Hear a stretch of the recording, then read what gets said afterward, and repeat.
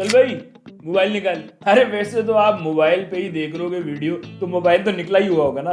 भाई कैसे बचे यार इस मोबाइल छीनने से, खास तौर से अगर आप कराची में रहते हो तो फिर तो बचने का कुछ चांस भी नहीं है। अभी पिछले दिनों मेरे साथ चोरी की वारदात हो गई यार, लेडीज ने की थी। जमाना देख रहे हो आप। ये इस मुल्क में ये क्या हरामीपन हो रहा है। मैं जा रहा हूँ चलता हुआ धनिया पुदीना आधा किलो दही लेने के लिए, रास्ते में लेडीज नजर आ गई। मेरी आंखें उनकी आंख से मिली, उनकी आंखें मेरी आंख से मिली, फिर उन्होंने चुरा लिया मेरा दिल। तो भाई मजाक अपन लोग साइड पे रखते हैं, क्योंकि क्राइम जो है ना बहुत संगीन मसला है यार, खास तौर से कराची में। तो क्यों करते हैं लोग क्राइम, आता कहां से है क्राइम, इससे बचा कैसे जा सकता है, ये सब आपको अपन बताएंगे। तो चलो शुरू करते हैं। This is not your school, this is not your college, this is not your home, this is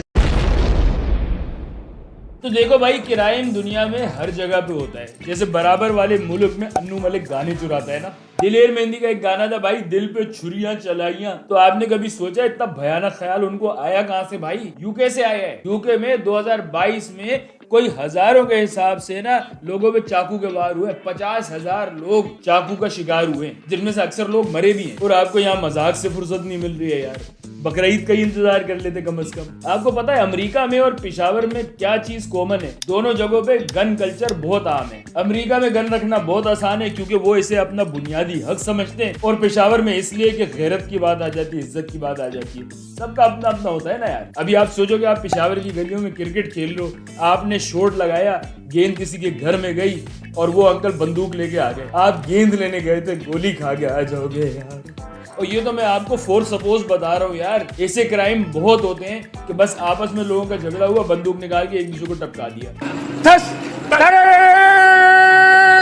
America का तो ये हाल है कि पिछले 10 सालों में कम से कम मास शूटिंग 300 दफा हुई है और ज्यादा से ज्यादा 700 दफा भी हुई है एक साल में। और मास शूटिंग का मतलब यह है कि एक ही शूटर लगातार कम से कम 4 लोग टपकाए, मतलब 4 का डेथ टू किल रेशियो है। ऐसे रेट पे तो काउंटर स्ट्राइक का टूर्नामेंट जीत जाता है आदमी भाई। आर्मी पब्लिक स्कूल पेशावर वाला वाकया आपको याद है?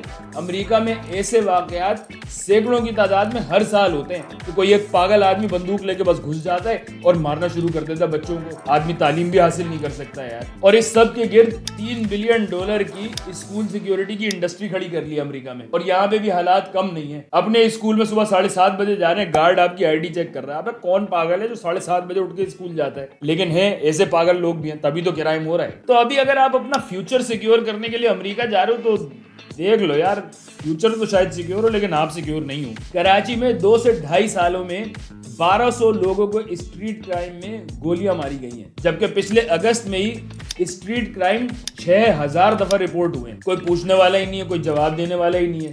अजीब हालात हैं यार। दरअसल क्राइम का मसला सिर्फ ऐसे ही चलता फिरता सा नहीं है कि बस किसी ने भी उठ के गोली मार दी।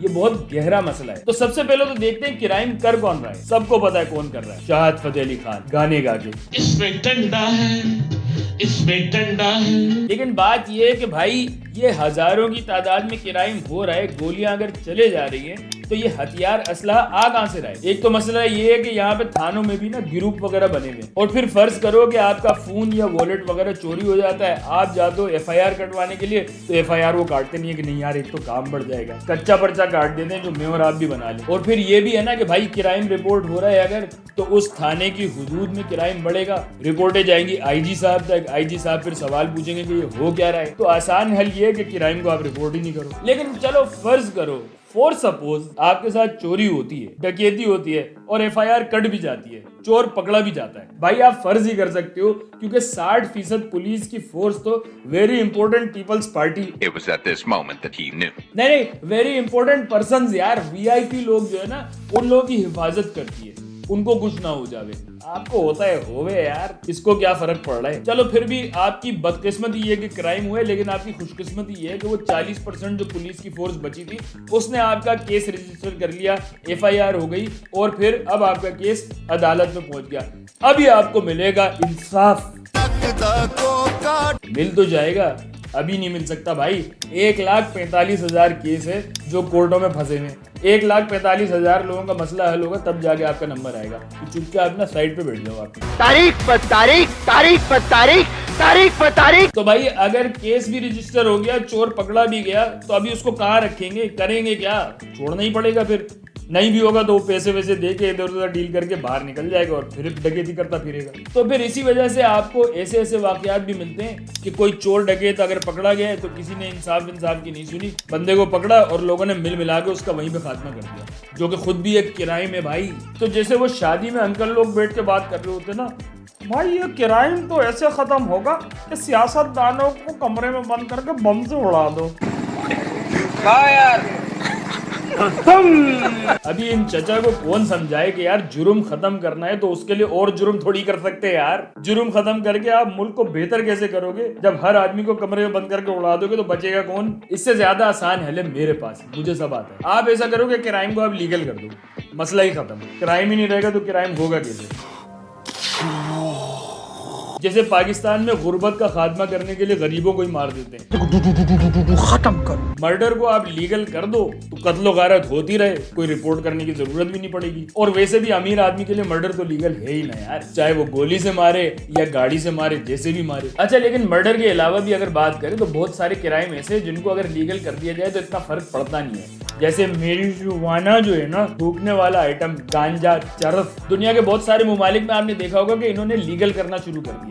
अब लीगल करने से हुआ क्या कि भाई एक आदमी कोने पे बैठा हुआ चरस अगर पी रहा है तो आप क्यों उसे तंग कर रहे हो, क्यों उसको क्रिमिनल बना रहे हो? जेल में आपके पास जगह है नहीं, अदालत में केस हो नहीं सकता, तो बिला वजह ऐसी चीज को क्यों क्राइम बनाया हुआ है जिससे कोई इतना बड़ा नुकसान हो नहीं रहा है। जैसे यूएन ने 2013 में फूकने वाली जो मेरिजुआना होती है ना उसको लीगल कर दिया, तो अभी क्राइम में से जो हजारों केस मेरिजुआना के होंगे वो तो वैसे ही फारिग हो गए ना, खत्म हो गए। उसके ऊपर से ये हुआ कि इन नशावर चीजों का इस्तेमाल असल में कम हो गया और बल्कि लीगल सेल हो रही थी तो हुकूमत ने दबा के उसके ऊपर टैक्स भी जमा किया, बहुत सारा पैसा आया। कोई पॉलिटिशियन मेरी बात सुन रहे तो ये सोचे कि यार पैसा आएगा, वीगो होगी, पिराडो होगी, टूटी हुई सड़कों के ऊपर अपन बड़ी बड़ी गाड़ियां चलाएंगे, बहुत मजा आएगा। मगर ये कोई ख्वाब थोड़ी है, ये तो हो ही रहा है। क्योंकि क्राइम के साथ असल में वो थ्रिल भी तो लगा होता ना कि यार करना इसलिए कि मना है। शुरू मजबूरी में किए थे, अब मजा आ रहा है। जैसे बच्चों को आप बोलते कि यार नाखून मत चबाओ तो वो बोलता है कि यार